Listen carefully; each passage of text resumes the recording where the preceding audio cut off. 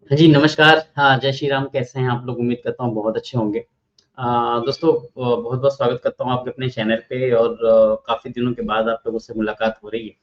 तो उम्मीद करता हूँ सब कुछ बहुत अच्छा चल रहा होगा और त्योहारों की लाइन आगे लगी हुई है, दिवाली है, धनतेरस है, भैया दूज है, तो उन सभी के लिए आप लोगों को एडवांस में बहुत ढेर सारी शुभकामनाएँ और उम्मीद है भगवान से प्रार्थना है कि बहुत सारा पैसा बने।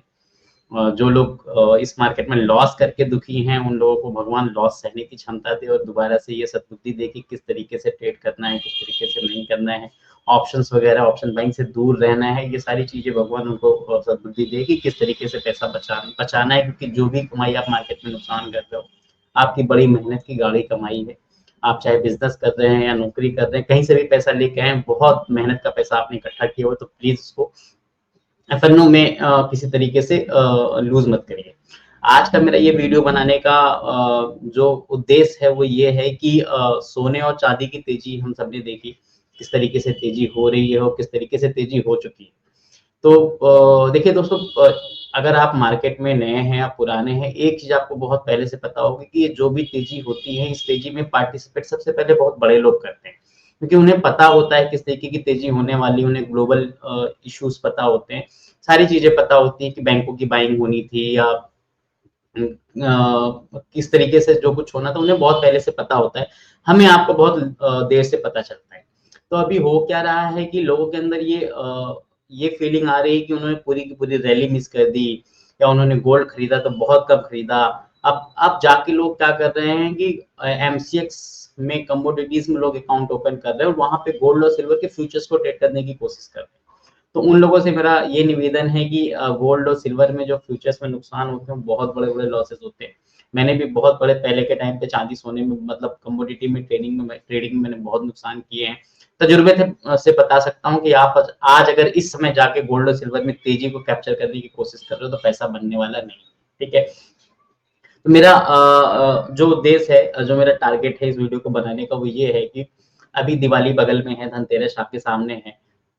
यहाँ पे बहुत सारे लोग ये फ़ील कर रहे हैं कि हाँ, मैं चूक गया, वो जाके सोने-चांदी में खरीदारी करेंगे। मार्केट की बात करें तो निफ्टी को देख लो आप, स्मॉल कैप को देख लो कि पिछले दिवाली से इस दिवाली तक रिटर्न लगभग नेगेटिव ही है। नेगेटिव मतलब मोस्टली अगर आपने म्यूचुअल फंड में पैसा लगाया है या कुछ भी लेके रखा हुआ है, तो अगर आप इंडेक्स से उसको कंपैरिज़न में लेके आते हो, तो मोस्टली रिटर्न्स आपको नेगेटिव ही मिलेंगे या हो सकता है 2-3% पॉजिटिव मिले।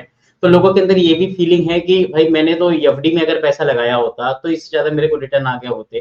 तो मार्केट में लगा के लोग अपने आप को ठगा-सा महसूस कर रहे हैं। तो ये सारी चीज़ों को थोड़ा-सा सबसे पहले हम गोल्ड की बात करेंगे।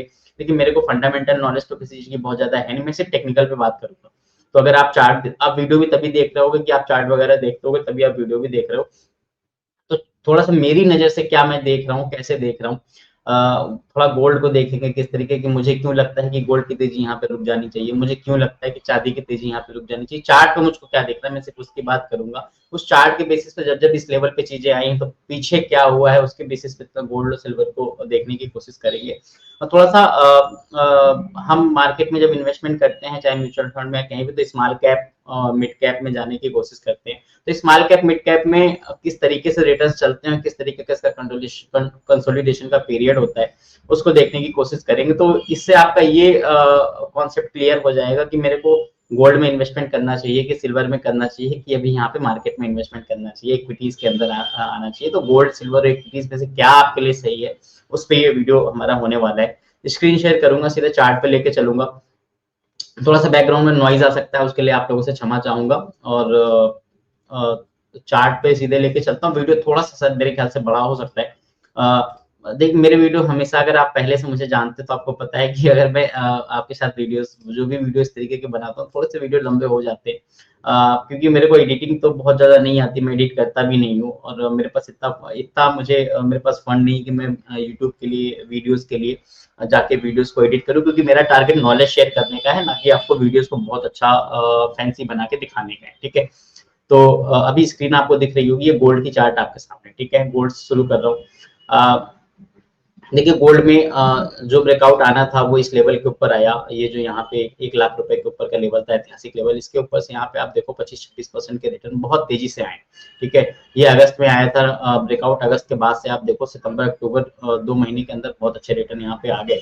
अभी मैं क्या देख रहा हूँ, आप थोड़ा सा मेरी नजर से देखने की कोशिश करिएगा कि सबसे पहले आज की डेट में अगर आप इसकी आरएसआई देखिए, एक इंडिकेटर मैंने यहाँ पे लगाया हुआ है, मैं सिर्फ डेली चार्ट पे मैं क्या देख रहा हूँ, यहाँ पे आप देखो आरएसआई 82 पे है और ये अभी 89 तक 90 तक होके आई है। ठीक है, ये है डेली चार्ट।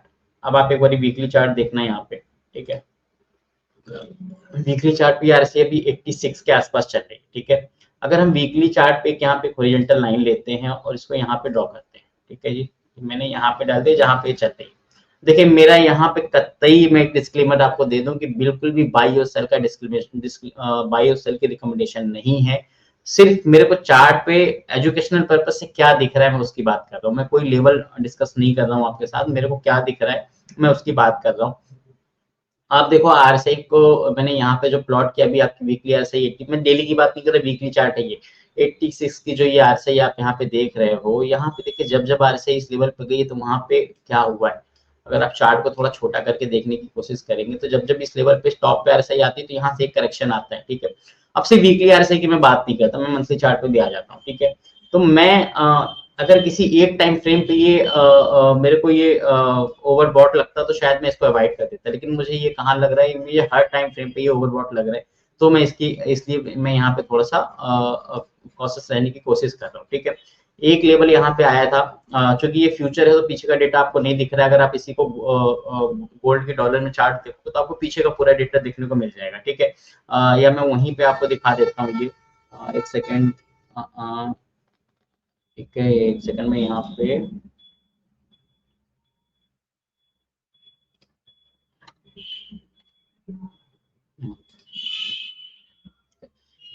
यहाँ पे अगर मैं आपको दिखा दूं, एक सेकंड में सारी लाइनें हटा देता हूँ यहाँ पे।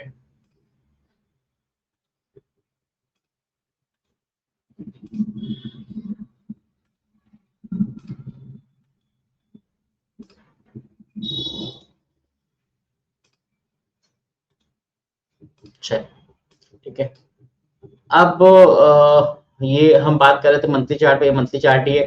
अगर हम यहाँ पे मंथली चार्ट पे एक लाइन खींचने की कोशिश करें।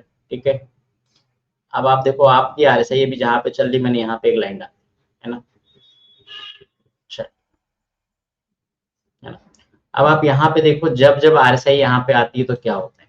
ठीक है, अब जब आरएसआई यहाँ पे आती है तो क्या होता है, आज की सिचुएशन को छोड़ दीजिए, पीछे के टाइम पे आप देखोगे तो ये यहाँ पे जब प्राइस आया किस तरीके से आप नीचे आए, यहाँ पे जब टॉप में प्राइस आया सितंबर 2011 में, फिर किस तरीके से आप नीचे आए। ठीक है, तो इस तरीके से जब आप यहाँ पे चार्ट पे देखने की कोशिश करोगे, जब जब यहाँ पे प्राइस आता है, आरएसआई यहाँ पे आती है मंथली टाइम फ्रेम पे, यहाँ पे गोल्ड पे नियर अबाउट आप देखो, यहाँ पे गोल्ड क्या, ये तो बहुत पुराना डेटा है, यहाँ पे आप देखने की कोशिश करो, अगर यहाँ पे चल रहा था तो यहाँ से आप देखो ये लगभग 20% तक के करेक्शन गोल्ड में आपको देखने को मिल जाते हैं जब जब आरएसआई यहाँ पे 1992 पे आती है मंथली चार्ट पे। ठीक है, हम में से बहुत सारे लोग में 90% लोग गोल्ड या किसी भी स्टॉक को मंथली चार्ट पे देखना पसंद ही नहीं करते।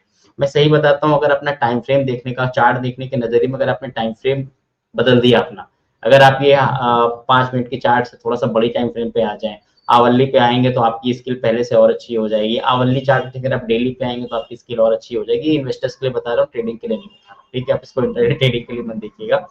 और अगर आप थोड़ा सा इन्वेस्टमेंट पर्पज से किसी चीज को देख रहे हैं तो आप अगर वीकली मंथली पे जाके देखने लगेंगे तो आपकी जो एनालिसिस की स्किल है वो बहुत और अच्छी हो जाएगी, आपकी एक्यूरेसी भी बहुत अच्छी हो जाएगी। ठीक है, तो मैं मंथली चार्ट पे इसको देख रहा हूँ, मंथली टाइम फ्रेम पे देखने पे मुझको ये लग रहा है कि यहाँ पे आज ये दिन है 15 अक्टूबर का, जब मैं वीडियो बना रहा हूँ सुबह 11 बजे के आसपास, दिन नोट कर लीजिएगा। मैं दिवाली तक गोल्ड गिरेगा नहीं गिरेगा इसकी बात नहीं करता, दिवाली के बाद पर्सनल मेरा व्यू है, मुझे ऐसा लगता है कि एक अच्छा करेक्शन आना चाहिए, और कतई रिकमेंडेशन नहीं है कि आप एमसीएक्स पे जाके शॉर्ट करो।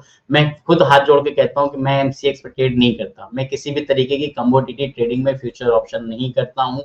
गोल्ड में मेरा जो भी इन्वेस्टमेंट होता है वो गोल्ड वीजा ईटीएफ के थ्रू होता है, और किसी के थ्रू नहीं होता, या फिर मुझे अपनी वाइफ के लिए, बच्चों के लिए जो ज्वेलरीज लेनी है वो उसके थ्रू होता है। मैं किसी भी तरीके से मैं गोल्ड को फ्यूचर ऑप्शन में ट्रेड करने की कोशिश नहीं करता हूँ, ना मैंने बहुत पुराना बहुत बैड एक्सपीरियंस रहा है, और अब मेरे को ज्ञान है कि ये करना सही भी नहीं है, तो प्लीज ऐसा ना करें। ठीक है, जब जब आप देखोगे गोल्ड में यहाँ पे आप देखोगे तेजी आपको देखने को मिलेगी। 2011 की बात कर रहा हूँ, यहाँ पे जब जब आरसीआई पहुंची आपको अच्छे करेक्शन देखने को मिल जाएंगे। ठीक है, ये आप चाहे अपने हमारे गोल्ड के एमसीएक्स के फ्यूचर्स पे आप जाके लगा के देख लीजिएगा, या इस पे देख लीजिएगा। तो सिम मतलब कहने का ये है कि आप वीकली, डेली, मंथली तीनों टाइम फ्रेम पे आरएसआई आप देखोगे 80, 85, 90 के ऊपर चल रही है, तो ये कहीं ना कहीं क्लियर सिग्नल है कि मार्केट पूरी तरीके से ओवरबॉट है। और जब जब यहाँ से करेक्शन आए हैं तो आपको देखिए 15% 20% तक के करेक्शन आए हैं। सोचिए अगर आप यहाँ पे लॉन्ग करके बैठते हो, करेक्शन आ जाता है, तो आप किस तरीके से यहाँ पे धोखा खा सकते हैं। ठीक है, ये बात हो गई गोल्ड की। अब बात करता हूँ सिल्वर की। ठीक है, ठीक। अब आप ये देखो सिल्वर का चार्ट है। सिल्वर के चार्ट पे भी आप देखो, मैं सीधे सिर्फ आपको आरएसआई दिखा रहा हूँ, मैं कोई और इंडिकेटर यूज भी नहीं करता। अगर आप लोग मुझे पहले से जानते हो तो आपको पता होगा कि देखिए यहाँ पे भी सेम सिचुएशन है। जब जब आरएसआई यहाँ पे आई है, आप देखो ये सिचुएशन ये भी आपकी 2011 की, यहाँ पे जब प्राइस आया था। ठीक है, यहाँ पे प्राइस जब आया था $48 से, प्राइस में जो करेक्शन आया वो कहाँ तक का आया, 14 का आया। तो मतलब चांदी पे जो करेक्शन आएगा ये तो आपको खत्म ही कर देगा। अगर आप गलत तरीके से फ्यूचर ऑफ, अगर आपने ईटीएफ्स के थ्रू पोजीशन ले रखी है, अगर आपने फिजिकली गोल्ड सिल्वर ले रखा, कोई दिक्कत नहीं है, आप होल्ड कर लोगे आराम से, कोई इशू नहीं है। क्योंकि घर में भी अपने सोना चांदी रखते हैं, प्राइस गिर जाए कोई फर्क नहीं पड़ता। लेकिन अगर आपके पास यहाँ पे पोजीशन ऑप्शंस में है, फ्यूचर्स में है, फिर ये जो करेक्शन आया, अगर आप लॉन्ग साइड बैठे हो तो आपका क्या हो सकता है, भगवान मालिक है। तो थोड़ा सा सोच के भी डर लग जाता है। तो इस तरीके, इसीलिए ये मतलब मैं बहुत छोटा बंदा हूँ, मैं क्या ही आपको सजेशन दूंगा।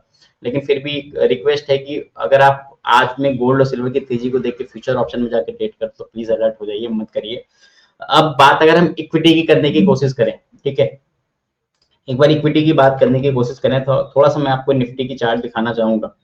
ये निफ्टी का monthly chart, time frame monthly chart है। ठीक है, मंथली टाइम चार्ट से अच्छा एक बार मैं आपको ये दिखा दूं थोड़ा सा। अगर मैं ईयरली टाइम फ्रेम पे आ जाऊं, यहाँ पे 12 मंथ की चार्ट पे आ जाऊं, ठीक है, तो हम ये देखेंगे कि निफ्टी में पिछले साल हम जहाँ पे थे, ठीक है, अभी तक हमने वो लेवल पार नहीं किया। ये आपका टॉप लेवल था निफ्टी का, ये यहाँ पे। ठीक है, अभी तक आपने ये लेवल पार नहीं किया। ठीक है, निफ्टी में अगर आप पीछे ये चीज देखने की कोशिश करो कि इस तरीके का कंसोलिडेशन कब हुआ, तो ये 2007-8 के पीरियड में हुआ था कि लगातार आप पिछले साल के लेवल को पार नहीं कर पाए, फिर उसके नीचे रहे, फिर वहां पे रहे। ये 3-4 साल का कंसोलिडेशन पीरियड था। उसके बाद आप देखो इतने लंबे टाइम फ्रेम में कभी निफ्टी ऐसा नहीं रहा कि पिछले साल का जो लेवल रहा उसको निफ्टी ने पार न किया। ठीक है, तो मेरे हिसाब से गोल्ड सिल्वर इक्विटी में अगर आपको कुछ ढूंढने की कोशिश करनी है कि कहाँ जाना चाहिए, तो मेरे ख्याल से इक्विटी ज्यादा बेटर है, क्योंकि इक्विटी में भी रिटर्न बनने की संभावना ज्यादा है। और जो लोग थोड़ा सा डर लग रहा है इक्विटी में, जो को ये ठगा हुआ महसूस कर रहे हैं कि मुझे गोल्ड में पैसा लगा देना चाहिए था, सिल्वर में लगा देना चाहिए था, जिनका पैसा म्यूचुअल फंड्स के थ्रू जा रहा है। अच्छा, मुझे ये क्यों लग रहा है, मुझे मतलब ये पर्सनली मुझे क्यों लग रहा है, क्योंकि मैं एक म्यूचुअल फंड डिस्ट्रीब्यूटर हूँ। आप लोग जानते हो कि as a mutual fund distributor मेरे पास इस समय रोज लोगों के फोन आने लगे कि क्या सारा पैसा निकाल के गोल्ड या सिल्वर में डाल दिया जाए, या गोल्ड या सिल्वर में यहाँ पे टॉप पे खरीदारी की जाए। तो जब रिटेल पार्टिसिपेशन इस तरीके से होने लगता है, तो मुझे पता चलता है कि रिटेलर कब एक्टिवेट हो रहा है, क्योंकि बहुत लंबा क्लाइंट बेस है, तो लोग बोलते हैं, तो पता चलता है कि अब जब लोग ये सोच रहे हैं कि अब रिटेल ये सोच रहा है कि मेरे को गोल्ड और सिल्वर में लॉन्ग होना चाहिए, तो आपको पता है जहां पे जनता ये सोचने लगती है कि अब यहाँ पे पैसा लगाना चाहिए, वहां पे पैसा बनता नहीं है। तो मैं ये नहीं कह रहा हूँ यहाँ से गोल्ड सिल्वर में तेजी नहीं आ सकती, डेफिनेटली आ सकती है, थोड़ी बहुत आ सकती है। क्या इसी तरीके की तेजी जैसी इस साल आई अगले साल भी आएगी? मेरा ओपिनियन है नहीं आएगी, कतई नहीं आएगी। फिर भी देखिए मैं कोई रिसर्च एनालिस्ट नहीं हूँ, तो मैं ये नहीं कह सकता, मैं कोई एडवाइस नहीं दे सकता। हाँ, ओपिनियन बता सकता हूँ एजुकेशनल पर्पस के लिए, जो भी बोल रहा हूँ वो है कि मुझे नहीं लगता यहाँ से गोल्ड और सिल्वर में इस तरीके की तेजी आएगी। क्या इक्विटी में आ सकती है? बिल्कुल आ सकती है, क्योंकि इक्विटी ने पिछले 1 साल से रिटर्न नहीं दिया है। अब अगर यहाँ से गोल्ड और सिल्वर में तेजी नहीं आएगी, अगर वहां पे करेक्शन आएगा, तो इक्विटी में तेजी यहाँ से बूस्ट हो सकती है। लेकिन ये आपका अपना नजरिया, उसको देख लीजिएगा। ये चार्ट जरूर देखिएगा। मैं आपको जो दिखाना चाहता हूँ, ये दिखाना चाहता हूँ कि अगर आप स्मॉल कैप में म्यूचुअल फंड में इन्वेस्टमेंट करके 1 साल पहले आपने इन्वेस्टमेंट किया, और आज आपको ये लग रहा है कि पैसा नहीं बना मेरा, आपको ठगा हुआ महसूस हो रहा है, तो देखिए इक्विटी के अंदर अगर आप 1 साल पहले इन्वेस्ट करने आए हो और अभी 1 साल में आपका पैसा नहीं बना, आपको लग रहा है कि मैं नुकसान हो गया मेरा, मुझे मतलब यहाँ पे नहीं आना चाहिए था, तो आपने गलती पहले की थी कि आपने इक्विटी को 1 साल के नजरिए से देखा। इक्विटी का इन्वेस्टमेंट कभी भी 1 साल के नजरिए से देखने की चीज नहीं है। फिर आप बोलोगे कि CAGR तो हमेशा बताया जाता है कि 12% 15% का रिटर्न आता है, तो 1 साल में आप इन्वेस्टेड नहीं आया, वो कहीं नहीं आएगा। इसीलिए इक्विटी में हमेशा कहा जाता है कि लॉन्ग टर्म के लिए आप इन्वेस्टेड रहिए। आप खुद सोचिए ना कि अगर हर साल इक्विटी 10% 12% का रिटर्न देती रहे, तो बैंक आपको 10% पे पर्सनल लोन क्यों दे रहा है? वो उठा के पैसा यहाँ नहीं डालेगा। उसका रिस्क भी नहीं है कि आप पैसा दिए बिना भाग जाओगे। लोन देने पे तो बैंक का रिस्क है कि आपने नहीं दिया तो क्या होगा, है ना? तो बैंक बेवकूफ नहीं है, जो एनबीएफसी चल रही है वो बेवकूफ नहीं है। हम ऐसा नहीं कि हम ही लोग बहुत समझदार है क्योंकि हमने यहाँ पे पैसा डाला हुआ है, नहीं, ठीक है, क्योंकि यहाँ पे हमेशा लॉन्ग रन की लॉन्ग टर्म का इन्वेस्टमेंट होता है। क्योंकि इक्विटी के आप एक स्मॉल कैप का मैं आपको एक इन्वेस्टमेंट दिखाता हूँ, एक ग्राफ दिखाता हूँ, आपको बहुत आसान आराम से चीजें क्लियर हो जाएंगी। आप ये देखो, ये 2013 की बात मैं कर रहा हूँ सबसे पहले, ठीक है। आप ये 2013 में देखो स्मॉल कैप का क्या रिटर्न था। 2013 में स्मॉल कैप का रिटर्न था 11.7%, ठीक है।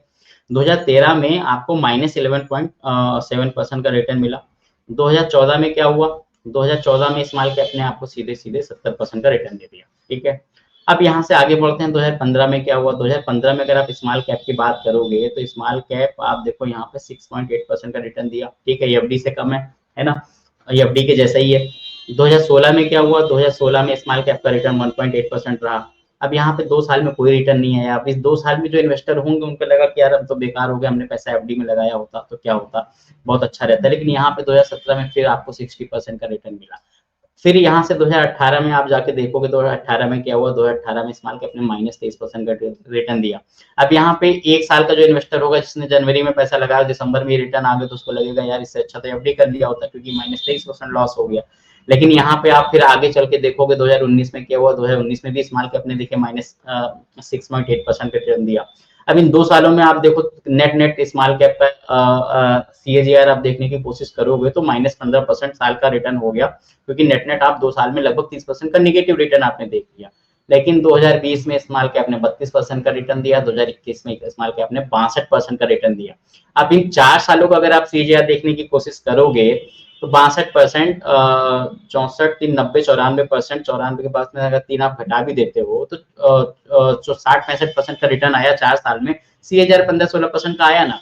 तो इसी तरीके से जो CAGR हमेशा चलता है, ऑन एवरेज आपको 15-16% के रिटर्न मिलते हैं, लेकिन उसके लिए आपको लॉन्ग टाइम में देखना पड़ता है, क्योंकि जब आप इन्वेस्टेड रहते हो लगातार तब एवरेजिंग निकल के आती है, ठीक है। तो इक्विटी में जब आप इन्वेस्टमेंट करने के बारे में सोचिए तो लॉन्ग रन के बारे में सोचिए। अगर 1 साल पहले आपने इन्वेस्टमेंट किया है, गोल्ड सिल्वर के रिटर्न को देख के आप ठगा महसूस कर रहे हो, तो मेरे भाई दिमाग से ये भ्रम निकाल दीजिए। अब नेट ये चार्ट का आप स्क्रीनशॉट ले लेना, मैं इसको छोटा करता हूँ, आप इसको खुद देखने की कोशिश करना। यहाँ पे गोल्ड के रिटर्न भी आपको देखने को मिल जाएंगे, ठीक है। अब यहाँ पे आप कंपेरिजन कर लेना कि पूरे इन 2013 से 2023 में 10 सालों में गोल्ड के रिटर्न क्या है, इक्विटी के रिटर्न क्या है, ठीक है। सारे एसेट क्लास आपको यहाँ पे देखने को मिल जाएंगे, सब कुछ है।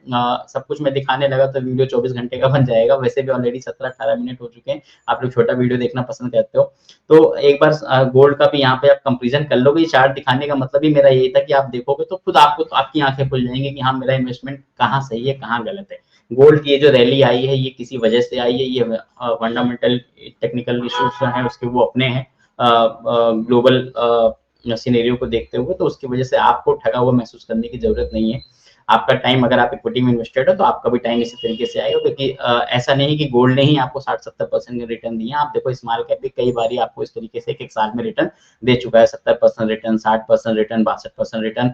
गोल्ड में कभी कभी देखने को मिलेगा, लेकिन स्मॉल कैप मिड कैप में काफी टाइम आपको हर दूसरे तीसरे साल पे इस तरीके के रिटर्न देखने को मिल जाते हैं, ठीक है। तो